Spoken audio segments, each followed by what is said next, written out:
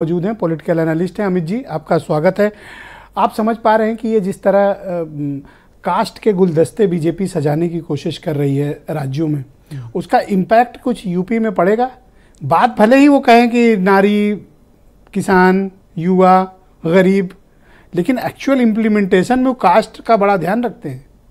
निश्चित तौर पर भारतीय जनता पार्टी का अपनी एक योजना है देश के तमाम सामाजिक दायरे को देखते हुए, जो जातियों का यहाँ पर एक बहुत ही सघन एक नेतृत्व है और सबको कैसे समाहित करे भारतीय जनता पार्टी, उस पर सबका प्रतिनिधित्व कैसे सुनिश्चित करे।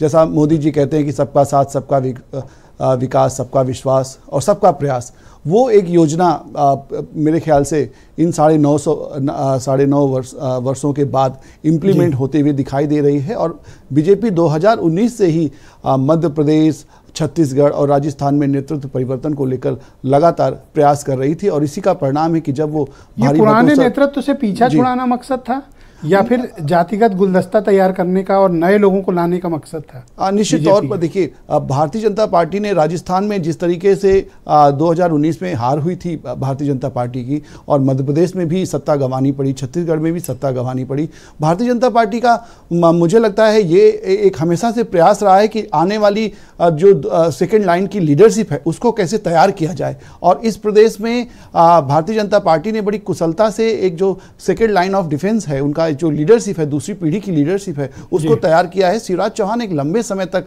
बहुत सफल सीएम रहे हैं और उनकी आवश्यकता शायद केंद्र को लगता है शांति से बैठे रहेंगे कि उन्हें हटा दिया गया और वो कुछ करेंगे नहीं? भारतीय जनता पार्टी का जो देखिए कार्यकर्ता है, जो संगठन है, वो बहुत अनुशासित कार्यकर्ताओं से बना हुआ है और मुझे नहीं लगता है कि इस तरह की सीएम हटाने के बाद कोई उठापटक भारतीय जनता पार्टी में कभी देखी गई है। आपको याद होगा कि जब बाबूलाल गौर जी को हटाकर उमा भारती को सीएम बना दिया गया था, उसके बाद भी कुछ हलचल नहीं हुई थी, क्योंकि भारतीय जनता पार्टी की एक बड़ी सघन परंपरा है जहां पर वरीयता को, उनके अनुभव को पार्टी और संगठन बहुत यूटिलाइज करता है, प्रयोग करता है। उसका एक सकारात्मक असर संगठन में दिखाई देता है और वरिष्ठ लोगों को सम्मान देना और उसके साथ साथ उनका क्या प्रयोग हो सकता है, क्या अन्य राज्यों में प्रयोग हो सकता है, भारतीय जनता पार्टी उसका प्रयोग बहुत अच्छे से जानती है। इस वजह से भारतीय जनता पार्टी एक नेतृत्व के साथ दूसरे नेतृत्व को, दूसरे लाइन ऑफ नेतृत्व को जो कहते हैं, वो लगातार तैयार करती रहती है और उसी का परिणाम है कि इन 3 राज्यों में